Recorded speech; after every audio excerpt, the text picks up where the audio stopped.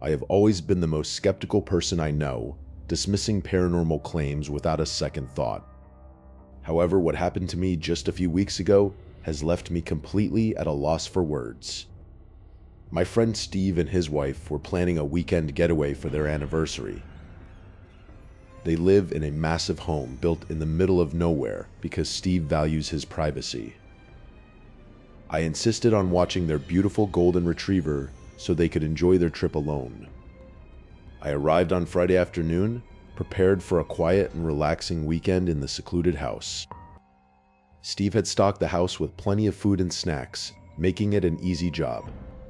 Friday night started out perfectly normal as the dog and I just hung out and watched movies. Steve sent me a text at 9 p.m., jokingly warning me not to get scared in the big house. I laughed it off and told him to shut up, as I've never been one to fear empty houses. Around 1 a.m., the dog and I finally headed upstairs to the spare bedroom to sleep. At 3:21 in the morning, I was jolted awake by the sound of vicious barking coming from downstairs. The barking was so loud and aggressive that it immediately put me on edge. I made my way downstairs slowly, hearing the dog continue his relentless assault of noise. I found the dog in the kitchen, barking frantically at the door that led to the basement. The hair on the dog's back was standing straight up, and he looked genuinely terrified of something behind that door. I called his name and tried to calm him down, but he wouldn't take his eyes off the door frame. When I reached for the doorknob, the dog went into a spiral, running back and forth in a panic. My first thought was that an intruder might have broken into the basement. I knew Steve had high-end security, but I grabbed a large knife from the kitchen just in case. I opened the door, and while the dog followed me to the frame, he refused to step onto the stairs. I turned on the basement light and descended, shouting to make myself sound more intimidating. The basement was finished and looked normal, with no sign of any intruder or disturbance. I checked every corner, behind the furniture, and even inside the small bathroom down there. There was absolutely nothing out of place, no ghosts, and certainly no burglars. The only thing I noticed was that the air was unreasonably cold, far colder than it should have been. I figured a cold basement wasn't enough to freak out over, so I decided to head back up. I spent the rest of the night in the living room on the couch, and the dog eventually settled down. The next day, the dog was his usual happy self, and we spent the afternoon playing outside. I went back into the basement during the day and found the temperature to be completely normal. I didn't give it much more thought, assuming the dog had just been spooked by a small animal or a noise. That night, I chose to sleep on the couch just in case another incident occurred. I ended up falling asleep while a movie was playing, feeling relatively safe in the large house. Like clockwork, at almost the exact same time, the dog's frantic barking woke me up again. I stormed into the kitchen, frustrated that the dog was having another episode. But this night felt different. The dog was even more erratic and distressed than before. As I reached for the doorknob, the dog's barking suddenly turned into a mournful whimper. I opened the door and was immediately hit by a foul, overbearing stench that hadn't been there before. Descending the stairs, I saw that family pictures had been knocked off the walls and bar stools were overturned. Despite my skepticism, I couldn't explain how these things moved when I was the only one in the house. After the sun dipped below the horizon, I settled onto the plush sofa with Steve's golden retriever curled at my feet. The hum of the refrigerator and the soft glow of the television were the only things breaking the silence of the massive house. Around 9 o'clock, my phone buzzed on the coffee table with a message from Steve. He joked about the house being spooky at night, but I just laughed it off as his usual overprotective nature. As the clock struck 1 in the morning, I finally decided to call it a night and headed upstairs with the dog following closely behind. I drifted into a deep sleep in the spare bedroom, feeling perfectly safe in the middle of nowhere. Suddenly, at exactly 3:21 in the morning, a sound jolted me upright. Downstairs, the golden retriever was let out a series of vicious, frantic barks that I had never heard from him before. I threw off the covers and hurried toward the door, my heart beginning to hammer against my ribs. The barking didn't stop, it only grew more intense and aggressive as I descended the stairs. I found the dog in the kitchen, but he wasn't looking at the windows or the back door. He was squared off against the basement door, his entire body rigid and trembling. Every inch of the fur on his back was standing straight up like a wire brush. I called his name softly, trying to coax him away from the door, but he ignored me completely. He lunged forward slightly, snapping at the air in front of the wood panels as if something were pressing against the other side. My mind immediately raced to the possibility of a burglar hiding in the darkness below. I grabbed a heavy chef's knife from the wooden block on the counter, my knuckles turning white. Stepping closer to the door, I could feel a strange vibration coming from the floorboards. When I reached for the brass doorknob, the dog went into a total spiral of panic. He began running in tight circles, barking so loudly it echoed off the high ceilings like thunder. I took a deep breath, twisted the knob, and threw the door wide open. The dog stopped at the very edge of the frame, refusing to let even a single paw cross into the basement. I reached for the light switch and flooded the stairs with a pale, flickering yellow light.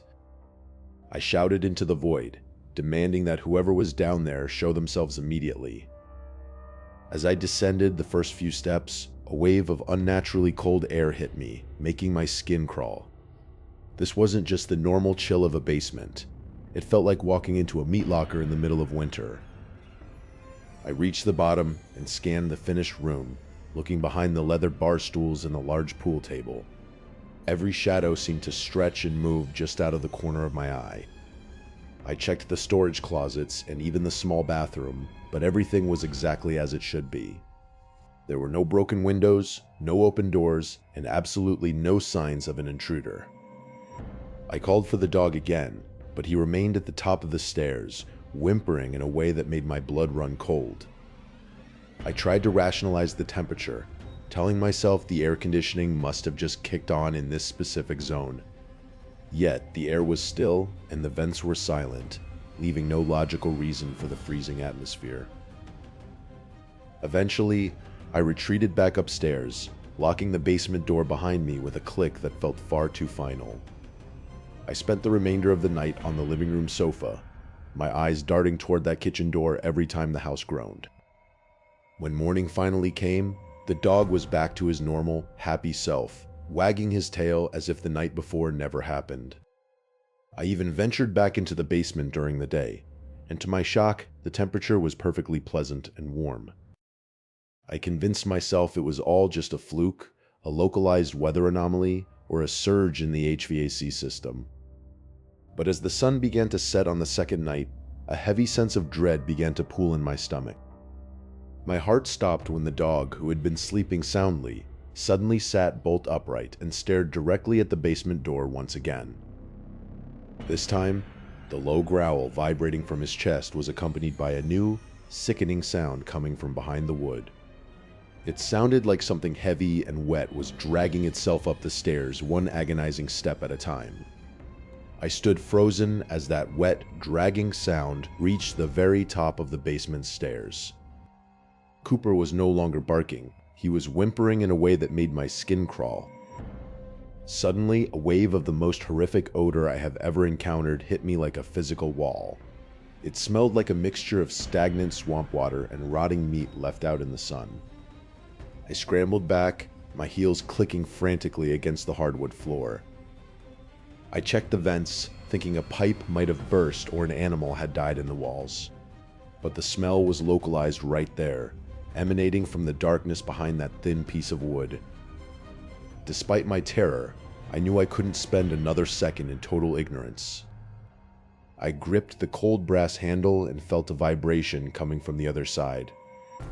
With a sharp intake of breath, I threw the door open and clicked my flashlight on. The beam of light swept across the stairs, revealing absolutely nothing but empty wooden steps.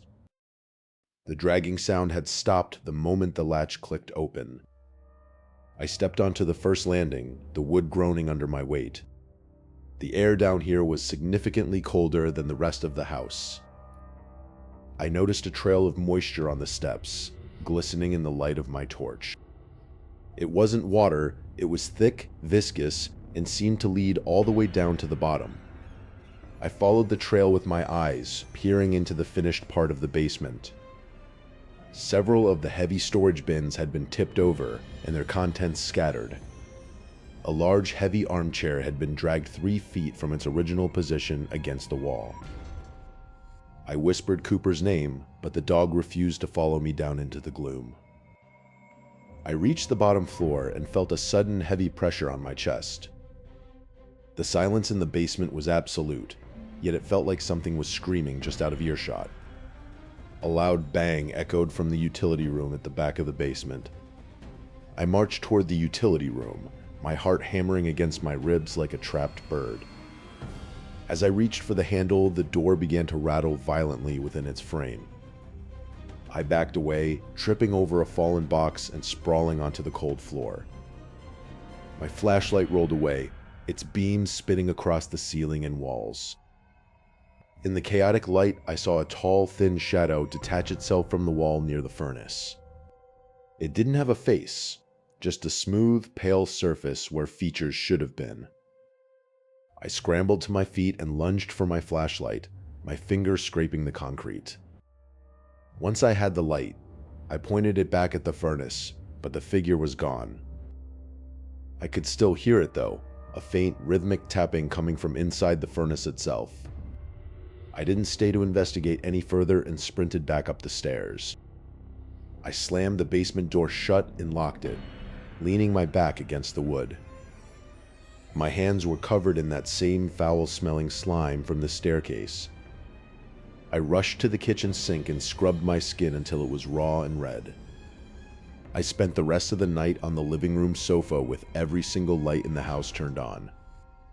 Every creak of the house settling felt like a footsteps, and every shadow seemed to move. When dawn finally broke, I felt a temporary sense of relief that quickly vanished.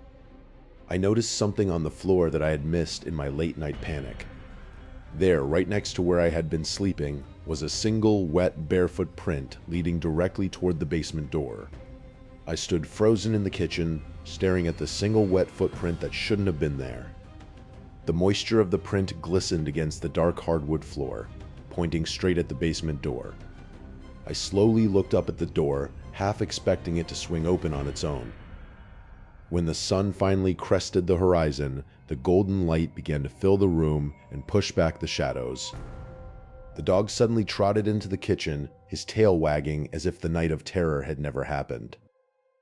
I watched him cautiously as he walked right past the basement door without a single growl.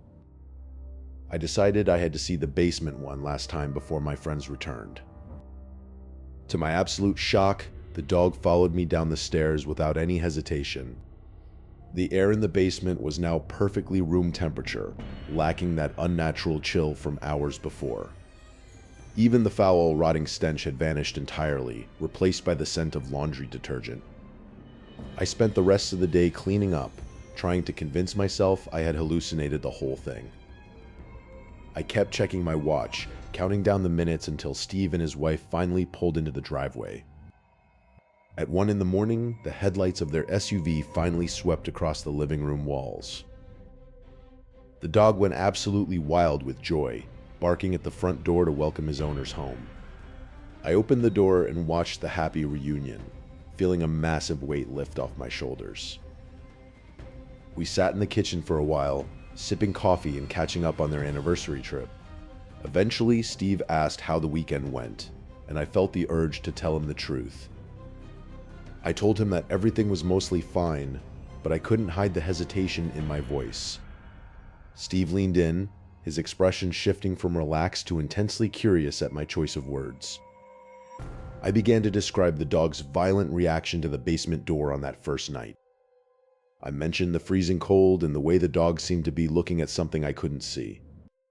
Then I told him about the smell on the second night, describing it as something rotting and ancient. I expected Steve to laugh it off, or tell me I was being a paranoid city dweller. But his face went completely pale, and he didn't even crack a smile. He looked down at his hands on the table and went silent, for what felt like an eternity. Finally, he told me that when the dog was just a puppy, he used to have those same barking fits every night. He said the dog would stand at that exact door for hours, snarling at the empty air. It had gotten so bad that they almost moved out within the first year of building the house. Then, according to Steve, the behavior just stopped one night and never happened again until I stayed over.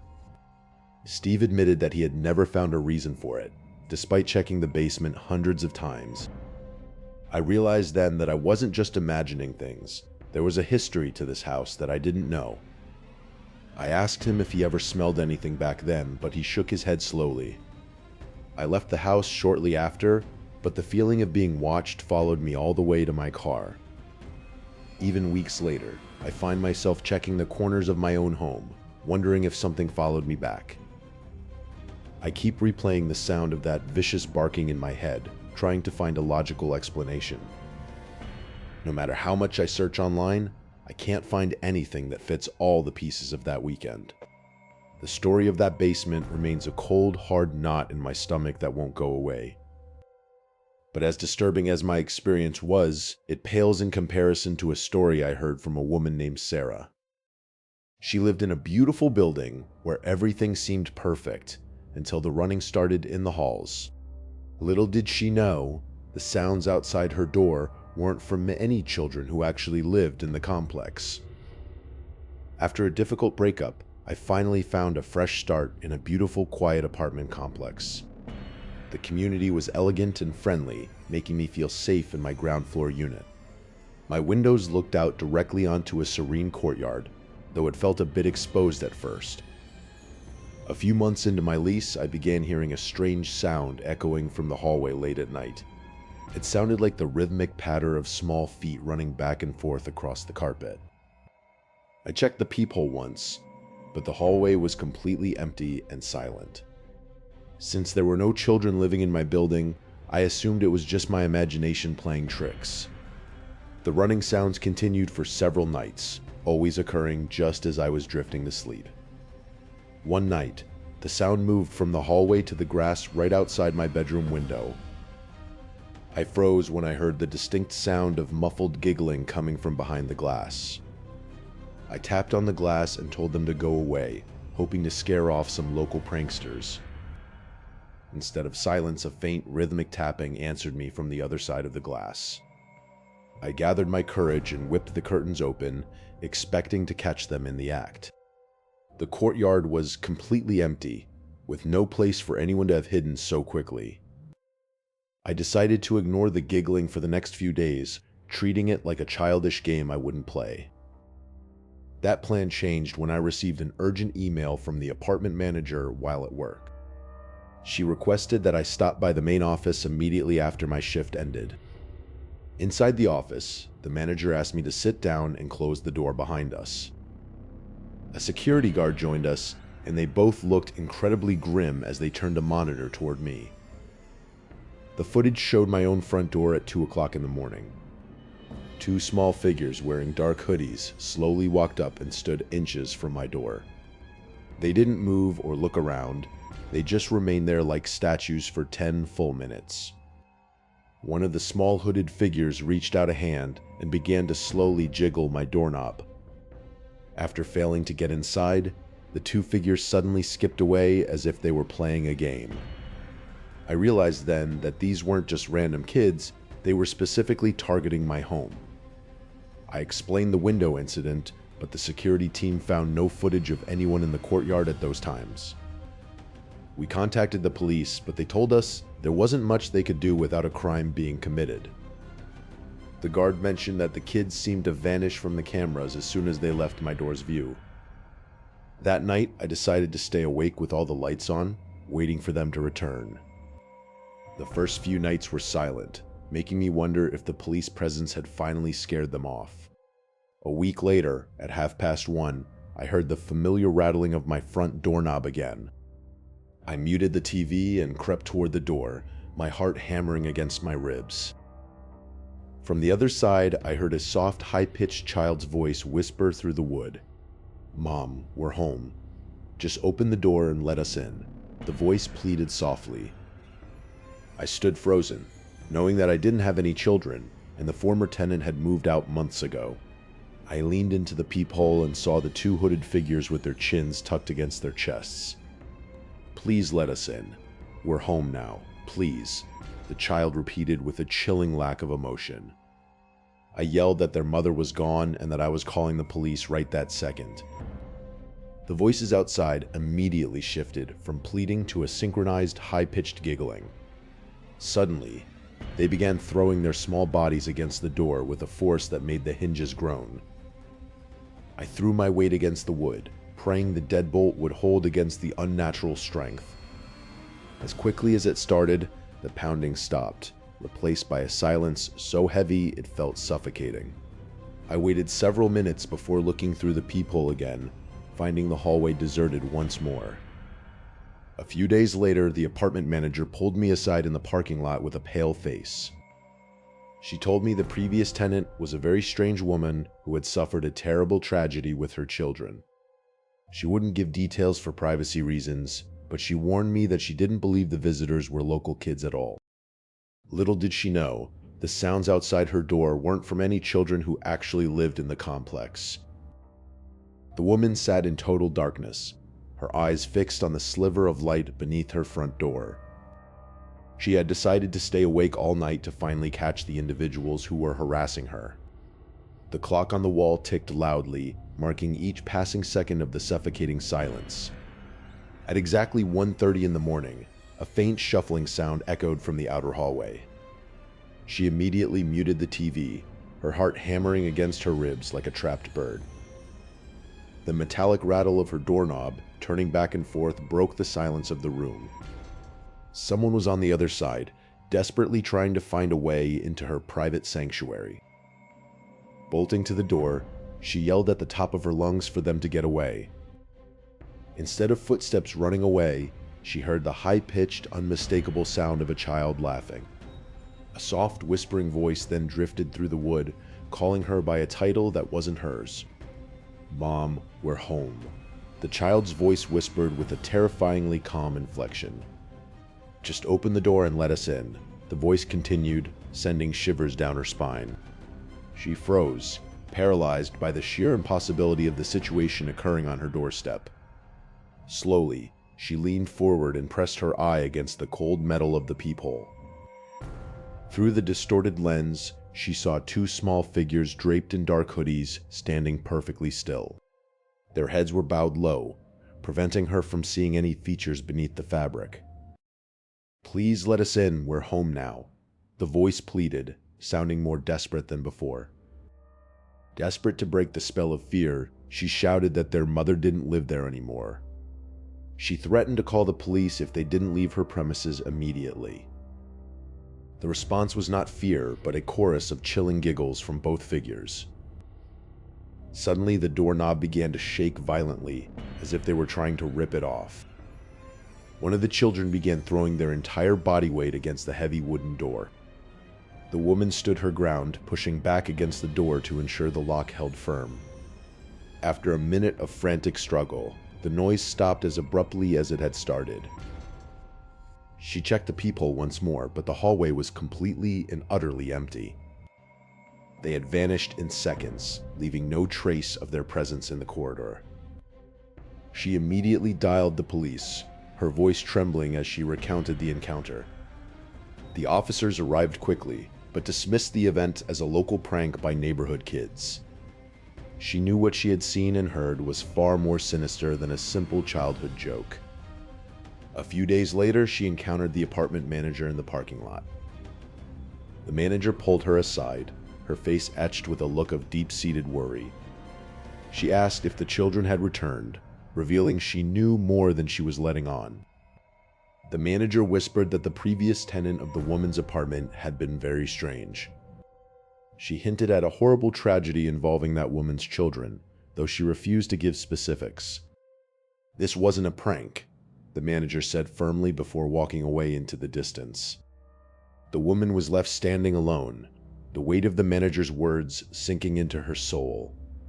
She tried to rationalize how those children could have entered a building that required a key.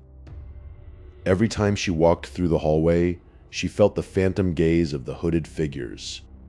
The giggles seemed to haunt the very air of the complex, even when no one was there. As she prepared to move out weeks later, she found a small, dirty handprint on the inside of her bedroom window.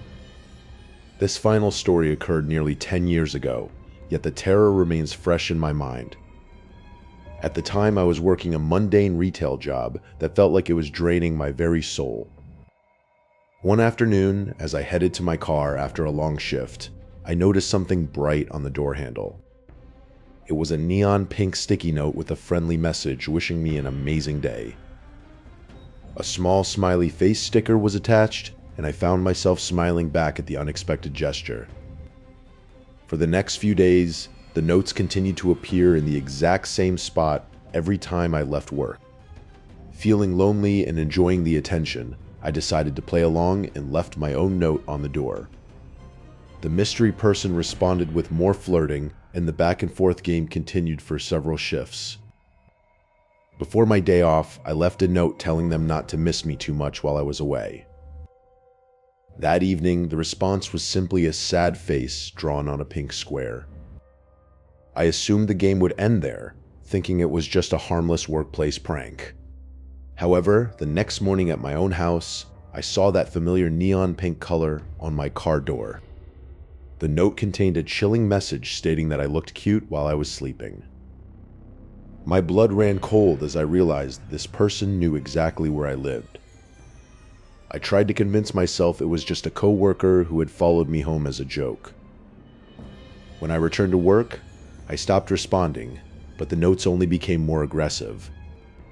The messages demanded an answer and reminded me repeatedly that they knew my home address. I finally left a note of my own, threatening to call the police if the harassment didn't stop immediately. When I left work that day, my note was gone, and no new pink square had taken its place. That night, I woke up in the darkness to the sound of something shuffling in the hallway. Every instinct told me that someone was inside the house with me. I crept toward the door, my heart hammering against my ribs like a trapped bird. The bravery I felt when I grabbed the bat vanished the moment I looked into the empty living room. I reached out and turned on the dimmable lights, scanning every corner for a hidden intruder. I imagined a figure crouching behind the sofa or standing perfectly still in the shadows of the kitchen. Seeing nothing, I bolted back to my bedroom and locked the door behind me. I turned on the TV to drown out the oppressive silence and eventually fell into a fitful sleep. In the morning, the sunlight made my nighttime fears seem like a distant, silly dream. That was until I reached for the juice and saw a neon pink note stuck directly to my refrigerator. The note read, "You can't keep me away," accompanied by another mocking smiley face sticker. I checked every door and window, but they were all still securely locked from the inside. No one else had a key, and there were no signs of forced entry anywhere in the house. I called the police immediately, but they were unable to find any evidence or fingerprints to go on. The employee parking lot had no cameras, leaving the identity of the stalker a total mystery. I stayed at a friend's house for several nights, too terrified to be alone in my own home. We eventually returned to my place and replaced every single lock on every exterior door. Months passed in silence, until one final note appeared on my front door as I left for work. It simply said, "I guess you don't want to play anymore," and that was the last I ever heard from them. I realize now that locking my bedroom door that night may have actually saved my life. 10 years later, I am married and safe, but I still feel a jolt of panic whenever I see a neon pink sticky note. Some mysteries are never solved, and I'm simply grateful to be here to tell the story.